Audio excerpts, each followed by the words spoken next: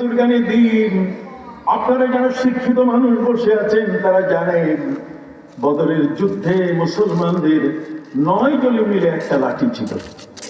কয়টা? আপনার কথা বলেন না কেন? আমার কথা বোঝা যায় না? একটু কথা বললে খুশি হব। সম্মানিত শুধু 9 জনে মিলে কি 9 জনে মিলে একটা লাঠি দিয়ে যুদ্ধ করবে একজন, বাকি 8 জন কি বসে থাকবে। হযরত নবী মুসা আলাইহিস সালাম ফিরআউন যখন যুদ্ধ চ্যালেঞ্জ করে বসলো, নবী মুসা আলাইহিস সালাম বললেন আমি যুদ্ধের চ্যালেঞ্জ গ্রহণ করলাম, অতএব যুদ্ধের ময়দানে তুমি আগে যুদ্ধ শুরু করবে না আমি। কথা বল না। ফিরআউন বলছে যে যুদ্ধ আমি যেহেতু দেখেছি কাজে আমি তোমাকে সর্বনাশ করব।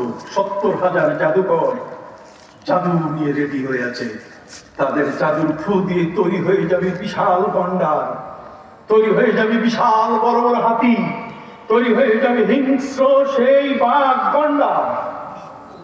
কোন মতেই মুসা নবীকে আর কেউ বাঁচাতে পারবে না।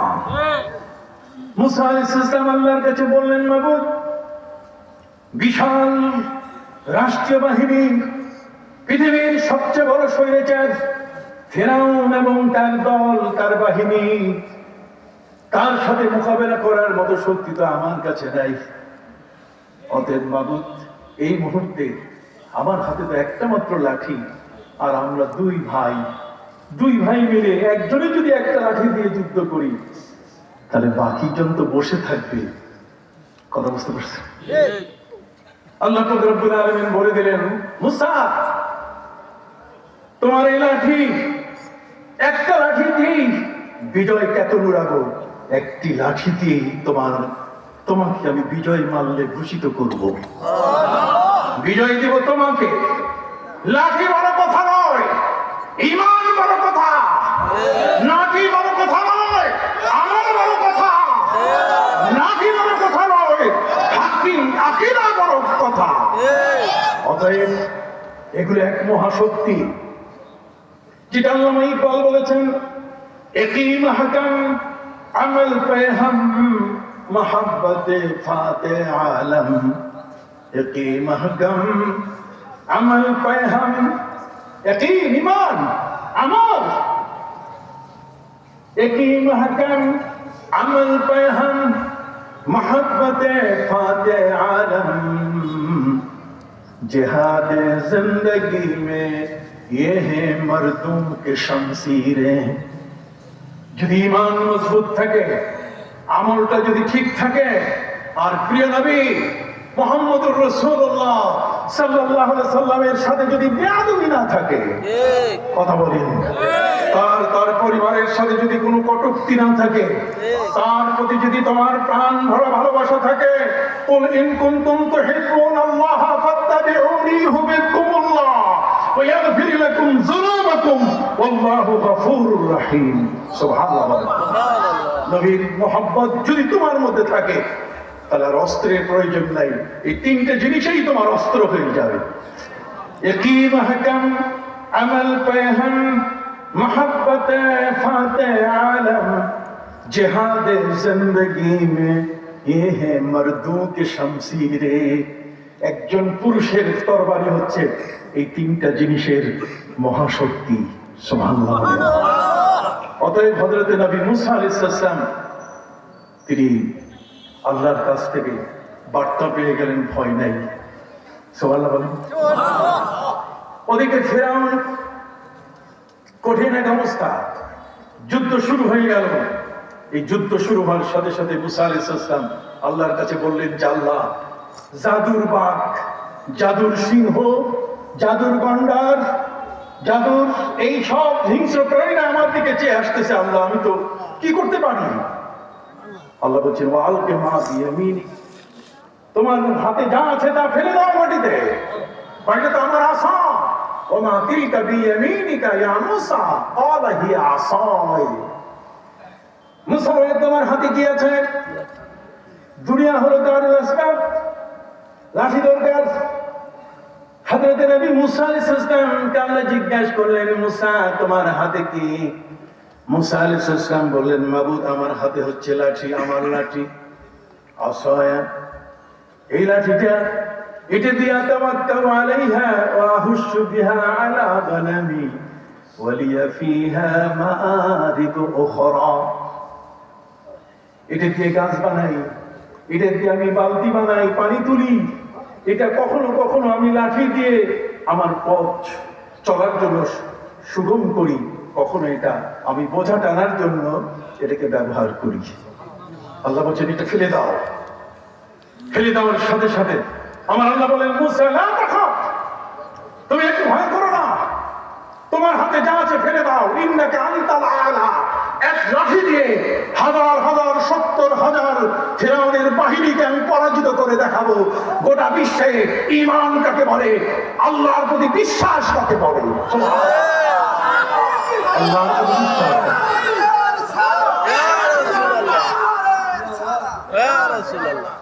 আমাকে আপনার ঈমানের আলোচনা দিয়েছে। ঈমান, ঈমান কাকে বলে?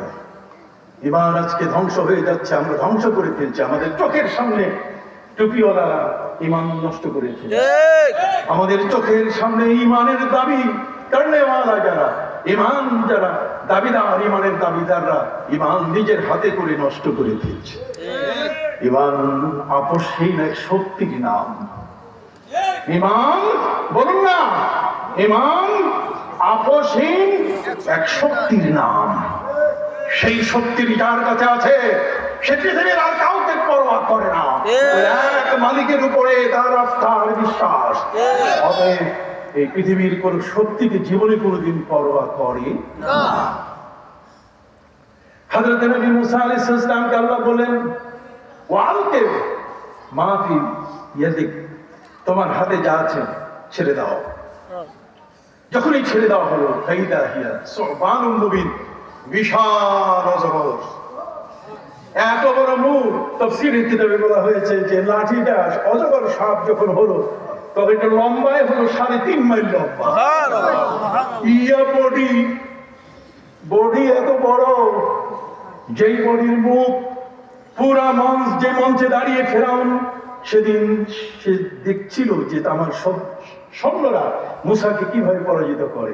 যখন এই সাপ শ্বাস দিয়ে শ্বাস টেনে যখন ওই জাদুগুলোকে নিজের পেটে নেওয়া শুরু করলো, ফেরাউনের যখন মঞ্চ যাওয়া শুরু করলো সাপের পেটে, ফেরাউন তাড়াতাড়ি ঝটপট নেমে পালিয়ে গেল। 70,000 জাদুকর। ঈমানের শক্তি কাকে বলে? ঈমানের শক্তি কাকে বলে? 70,000 জাদুকর, তাদের ছড়ানো জাদুগুলো মুহূর্তে সাপ খেয়ে ফেললো। 70,000 জাদুকর জীবনে কোনোদিন এত বড় সাপ তারা ফু দিয়ে তাদের জাদু দিয়ে তৈরি করতে পারে না। তাদের কাছে কোনো মেসমারিজম ছিল না, ইস্তেদজার ছিল না, ইস্তেদরাজ ছিল না, লাখ ঢিলকি লাখ, চোখে মুখে না, এটা তাদের কাছে ছিল না।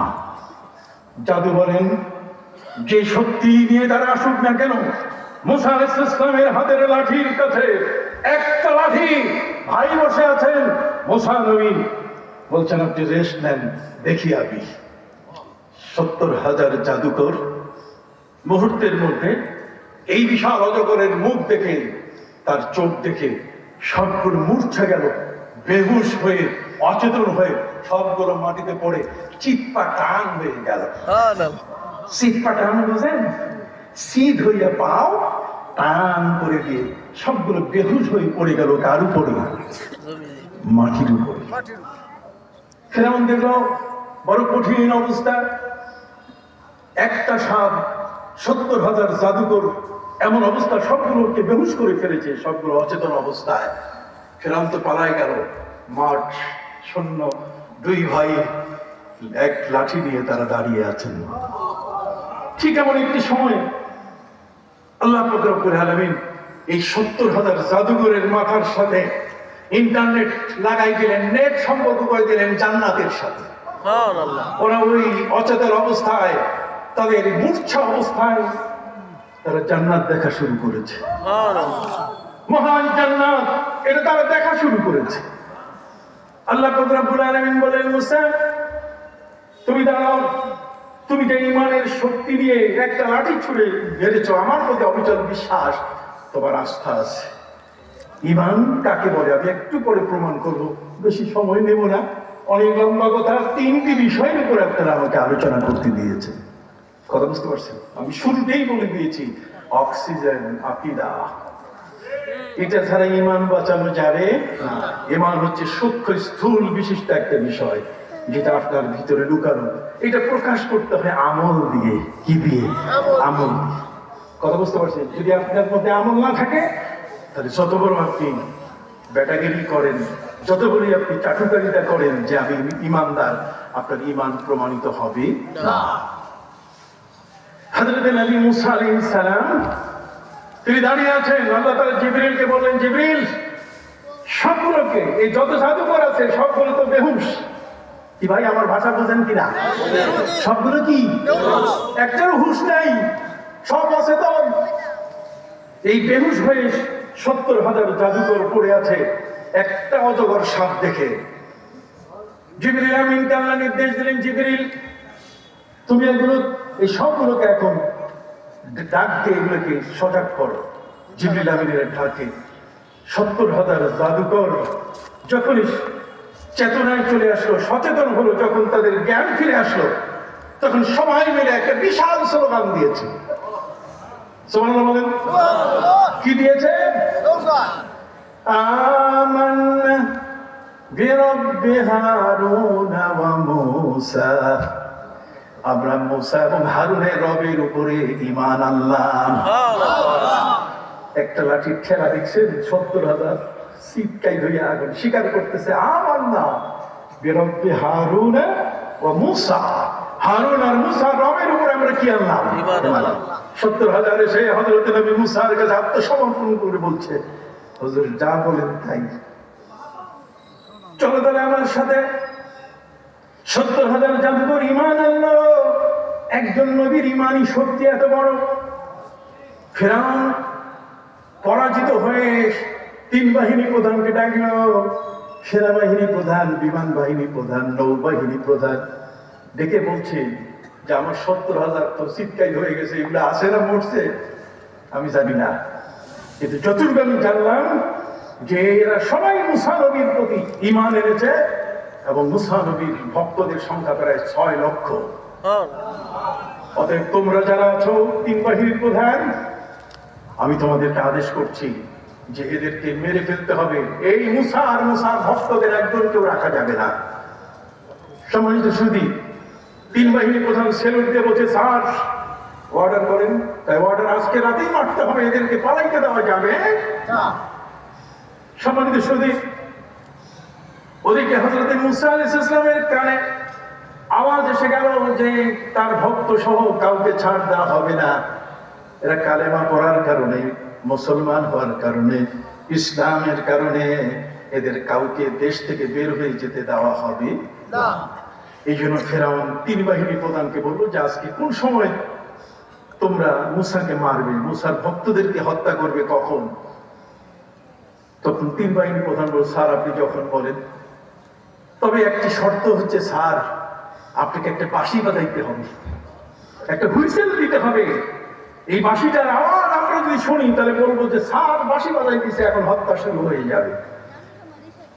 অতএব দেশের এই 3 বাহিনী প্রধান এবং আমাদের সৈন্য যারা, সবাইকে জানতে হবে, শুনতে হবে।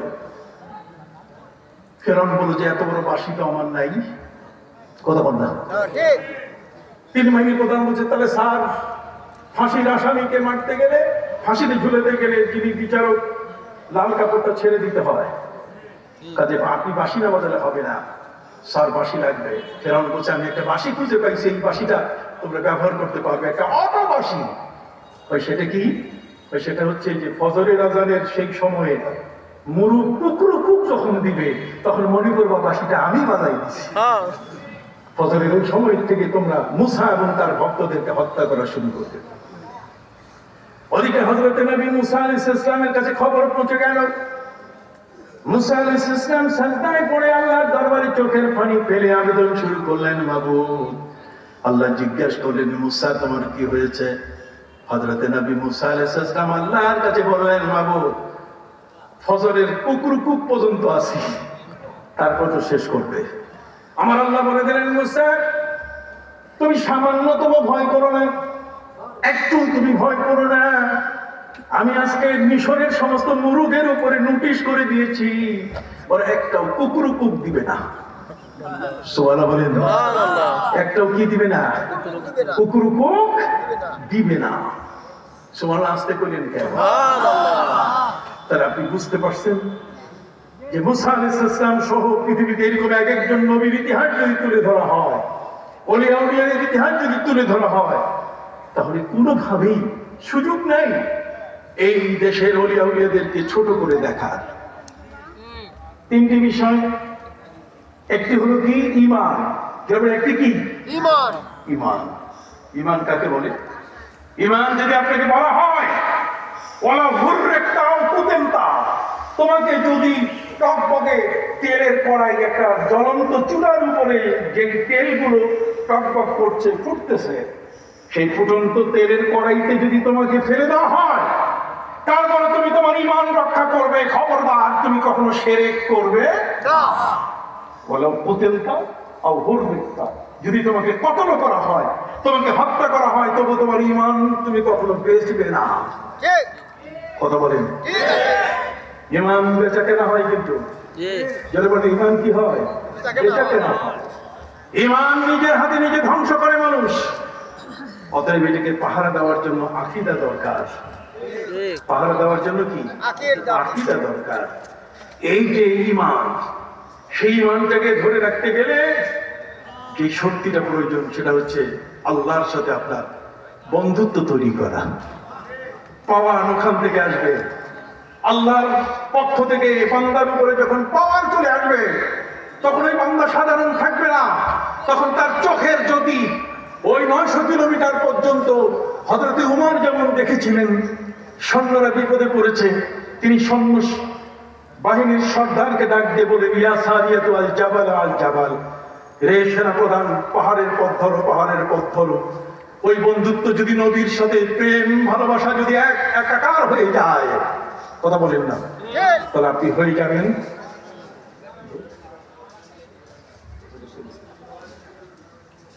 সম্মানিত সুধী বন্ধুরা আমার। এই ভালোবাসাটুকু যদি হযরত জাবের ইবনে আব্দুল্লাহর মতো হয় নবীর প্রেমী, তাই গ্রিসের পাড়ে হচ্ছে দামেস্ক, সিরিয়া, আর সিরিয়ার মধ্যে মুসলমানদের উপর অত্যাচার হচ্ছে। হযরত জাবের রাদিয়াল্লাহু তাআলা 300 ঘোড়সওয়ার, যারা ঘোড়ার উপরে সওয়ার হয়ে যুদ্ধ করতে পারেন, তাদেরকে নিয়ে মুসলমানদের সাহায্য করার জন্য মদিনা মুনাওয়ারা থেকে ছুটে এলেন কোথায়?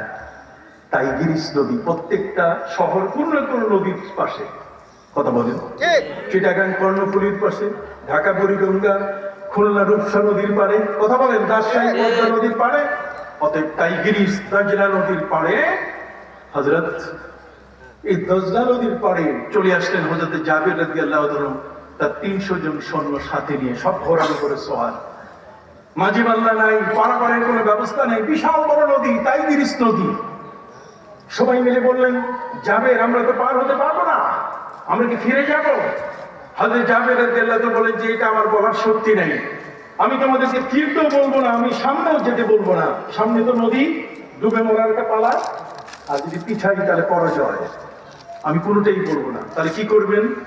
হযরত জাবের রাদিয়াল্লাহু তাআলা তিনি বললেন, আমাকে 1 মিনিটের সময় দেওয়া হোক, আমি চক্ষু বন্ধ করব, চক্ষু বন্ধ করে মদিনার নবীর সাথে আমার দেখা হয়ে যাবে। মদিনা মুনাওয়ারায় আমার নবীর সাথে দেখা হলে উনি যা বলবেন তাই তোমাদের কাছে বলবো। উনি চক্ষু বন্ধ করে খুললেন, সাথীরা জিজ্ঞাসা করলেন, জাবের এখন কি করবো? হযরত জাবের রাদিয়াল্লাহু তাআলা বলেন, নবীজি নির্দেশ দিয়েছেন মুসলমান পিছায় না, মুসলমান আগায়। অতএব তোমরা যার যার ঘোড়ার পিঠে চড়ে টাইগ্রিসের উপরে চাবুক মারো, ঘোড়ার পিঠে। খোদার কসম, নবীজি বলছেন চোখের নিমিষে পার হয়ে যাবে। সম্মানিত সুধী, সবাই ঘোড়ার উপরে সওয়ার হয়ে নদীর উপরে ঘোড়া ছেড়ে দেওয়া। হযরত সাদ তিনি তার সাথীদের বললেন, পারস্য সমুদ্র পার হতে গিয়ে এখানে নৌকা মাঝি কিছুই লাগবে না, শুধু লাগবে ঈমানী শক্তি, সাহস। আর সেই সাহসটা যদি থাকে, তাহলে সেই দরিয়া জয় করা, সেই সমুদ্র জয় করা সেই হিমালয় জয় করা মুসলমানের জন্য কোনো কঠিন বিষয় নয়। চোখের নিমিষে 300 ঘোড়সওয়ার পার হয়ে গেলেন। আল্লামা ইকবাল বললেন, আয় মোজে দজলা তো ভি পহচানতি হ্যায় হামকো, আব তক তেরা দজলা আফসানা খা হ্যায় হামারা। রে দজলা টাইগ্রিস নদীর ঢেউ, তুমি চিনো আমাদের ইমানের শক্তি কত বড়, আমরা মুসলমান। অতএব সম্মানিত শুধু আজকের আলোচনা এ পর্যন্তই। পেশাব হুজুর চলে আসতেছেন, আমি যথেষ্ট শ্রদ্ধা করি, কথা বল না, আমার পীর সারসিনা দরবারের মুজাদ্দিদে জামান যিনি কিছুদিন আগে ইন্তেকাল করলেন, তার অত্যন্ত আদরের জামাতা তিনি। ফুরফুরা দরবারের এক উজ্জ্বল জায়গা হলো সেই সোনাকান্দা। আর সোনাকান্দা সম্বন্ধে আমি যেখানেই যাই সেখানেই বলি যে কান্দা কান্দির দরবার। এখানে মানুষ শুধু কাঁদে, আল্লাহ পাওয়ার জন্য কাঁদে, তার ঈমান আমলকে শুদ্ধ করার একটা মার্কাজ। অতএব সেই মার্কাজে একজন ওলি আজকে আমাদের মাঝে আসতেছেন। তার সদ্য বাবা আমার অত্যন্ত প্রিয় ব্যক্তি ছিলেন। আমি তাদের প্রতি শ্রদ্ধা, আপনাদের প্রতি শ্রদ্ধা, যারা আজকে দাওয়াত করেছেন। আমি ব্যক্তিগতভাবে কোনো রাজনীতি করি না, রাজনীতির কোনো ব্যক্তি আমি নই। সত্য কথা যেখানে যতটুকু বলার সেটি আমি বলে থাকি।